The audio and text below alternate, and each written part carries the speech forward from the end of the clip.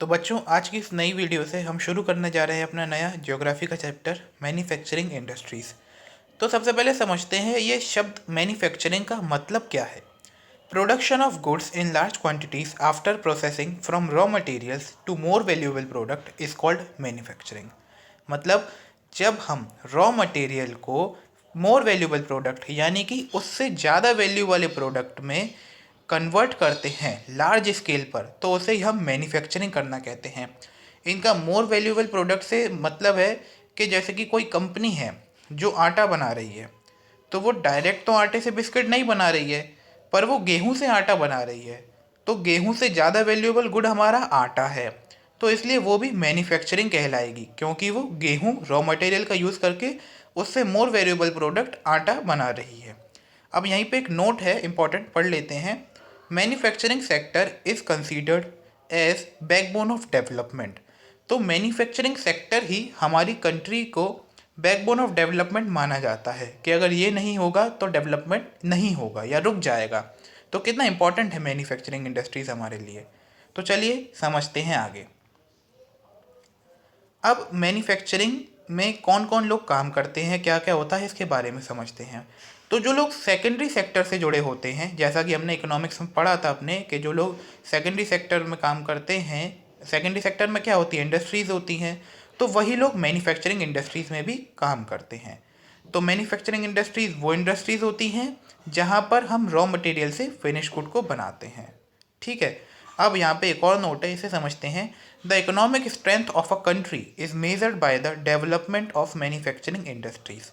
तो जो कंट्री की इकोनॉमिक स्ट्रेंथ है कि कंट्री पैसों से कितनी सशक्त है, कितनी मजबूत है, कितनी अमीर है, तो ये हम कैसे पता करते हैं कि वहाँ की जो मैन्युफैक्चरिंग इंडस्ट्रीज़ हैं, जो प्रोडक्ट को कन्वर्ट करती हैं फिनिश्ड प्रोडक्ट में, वो इंडस्ट्रीज़ कितनी डेवलप्ड हैं, कितनी ज़्यादा हैं या कितनी डेवलप्ड हैं, कितनी जल्दी कर पा रही हैं। तो इससे हम पता करते हैं कि वो कंट्री इकोनॉमिकली कितनी मजबूत है। तो चलिए अब आगे देखते हैं इम्पोर्टेंस ऑफ इंडस्ट्रीज़। तो अब हम पढ़ने वाले हैं, अभी तो हमने ये देखा कि इंडस्ट्रीज़ हमारे लिए इसलिए इम्पोर्टेंट है क्योंकि वो बैकबोन ऑफ डेवलपमेंट है। अब इसके बारे में और डिटेल में पढ़ते हैं। तो हमारी बुक एनसीईआरटी बुक में 4 पॉइंट्स दिए हुए हैं, हम एक एक को डिटेल में पढ़ेंगे। पहला point, manufacturing industries not only help in modernising agriculture which forms the backbone of economy, but they also reduce the heavy dependence of people on agricultural income by providing them jobs in secondary and tertiary sectors. तो basically ये point इतना कहना चाहता है कि manufacturing industries ने न कि सिर्फ एग्रीकल्चर सेक्टर को मॉडर्नाइज किया है, उसमें नए बदलाव लाए हैं, बल्कि जो हमने अंडर एम्प्लॉयड की कंडीशन पढ़ी थी इकोनॉमिक्स में कि पीपल काम करते हुए लगते हैं पर वो सच में करते नहीं हैं एग्रीकल्चर में, उस पॉपुलेशन की जो डिपेंडेंस है उसको भी कम करा है। तो चलिए इससे समझते हैं इन्होंने मॉडर्नाइज कैसे करा एग्रीकल्चर को। जैसा कि आप देखें, पहले किसानों को कितनी मेहनत करनी पड़ती थी पानी के लिए या हर चीज़ के लिए, अब बड़ी बड़ी मशीनरीज आ गई हैं, इरिगेशन की ड्रिप फैसिलिटी है, और भी कई सारी नई नई फैसिलिटीज़ हैं जिनका हम यूज़ करके आसानी से बड़े बड़े काम कर सकते हैं। अब इससे क्या हुआ है, जहाँ पे 5 लोगों का काम लगता था वहीं पे अब 2 लोगों का काम लगता है। तो उससे हमें एक फ़ायदा मिला है कि हमारी जो पॉपुलेशन है अब वो दूसरे सेक्टर्स में जा सकती है। और जाहिर सी बात है, जब मैन्युफैक्चरिंग इंडस्ट्रीज़ मॉडर्नाइज करेंगी तो उन्हें भी तो लोग चाहिए होंगे अपने अंदर जो ये काम कर सके, जो मशीनरीज बनाए या जो कुछ भी करें। तो इन्होंने जॉब्स भी क्रिएट करी हैं। तो इन्होंने एक, हम कह सकते हैं कि एक ही तीर से 2 निशाने करे हैं। एक तो एग्रीकल्चर को भी मॉडर्नाइज कर दिया और लोगों के लिए जॉब भी क्रिएट कर दी। तो ये है हमारा पहला पॉइंट। अब दूसरा पॉइंट देखते हैं। सेकेंड पॉइंट है, industrial development is a pre condition for eradication of unemployment and poverty from our country. तो ये पहले पॉइंट से जुड़ा हुआ है कि इंडस्ट्रियल डेवलपमेंट, इंडस्ट्रीज़ का डेवलपमेंट ही प्री कंडीशन, यानी कि ये तो फॉरमोस्ट कंडीशन है। जब ये पूरी होगी तभी कंट्री में से अनएम्प्लॉयमेंट, यानी कि जो भी लोग अनएम्प्लॉयड हैं जिनके पास कोई नौकरी नहीं है, और पॉवर्टी यानी कि गरीबी, तभी जाएंगे देश में से। तो सोचिए इंडस्ट्रीज़ हमारे लिए कितनी इंपॉर्टेंट है। सेकंड इसमें बात कही गई है, this was the main policy behind joint ventures and public sector industries. तो जैसा कि आपने देखा हो, इकोनॉमिक्स में हमने पढ़ा था कि जो पब्लिक सेक्टर इंडस्ट्रीज़ होती हैं उनका मेन मोटिव प्रॉफिट कमाना नहीं होता बल्कि जॉब्स क्रिएट करना होता है। तो ये वही कह रहे हैं कि इसी जो साइकोलॉजी है उसको दिमाग में रखते हुए पब्लिक सेक्टर्स अपनी इंडस्ट्रीज़ बनाती हैं, या जॉइंट वेंचर्स यानी कि पब्लिक और प्राइवेट दोनों मिलकर अपनी इंडस्ट्रीज़ बनाती हैं, जिससे लोगों का फ़ायदा, उन्हें जॉब मिल सके, हमारी कंट्री से अनएम्प्लॉयमेंट जाए, पॉवर्टी जाए। और फिर कहा गया है कि it was also aimed at bringing down regional disparities by establishing industries in tribal and backward areas. तो इस लाइन का मतलब है रीजनल डिस्पैरिटीज़ का, कि एक शहर दूसरे शहर से कम डेवलप्ड है, लोग ऐसा मानते हैं।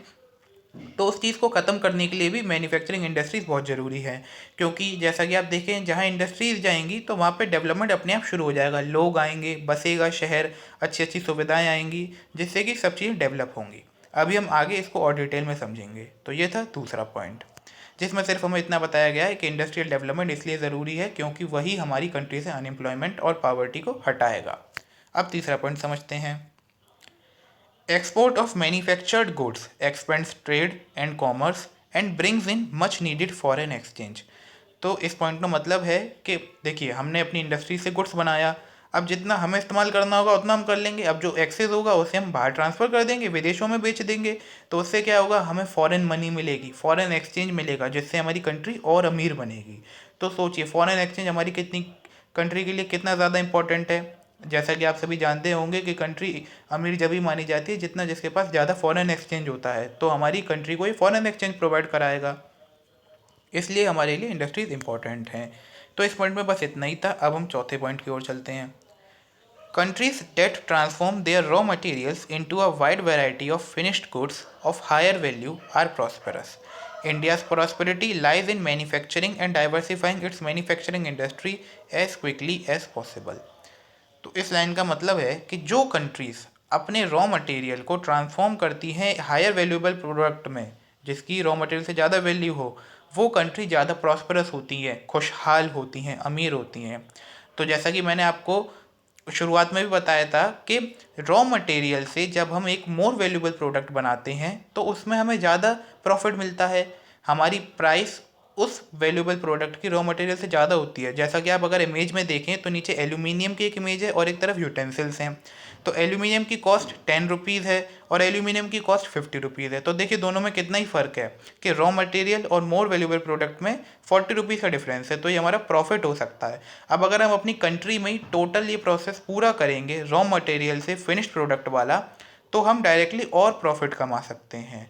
रॉ मटेरियल हम अगर उन्हें बेच दें तो फिर वो वापस हमें कंट्रीज़ उसको बनाकर कुछ सामान दे दें, तो फिर हमें क्या प्रॉफिट होगा, हमारी मटेरियल हमारे पास वापस आ जाएगा। लेकिन जब हम ही उन्हें पूरा प्रोडक्ट देंगे तो फिर तो हमें ही प्रॉफिट होगा, सीधे हमें फॉरेन एक्सचेंज मिलेगा। अभी हम इसको और आगे डिस्कस करेंगे।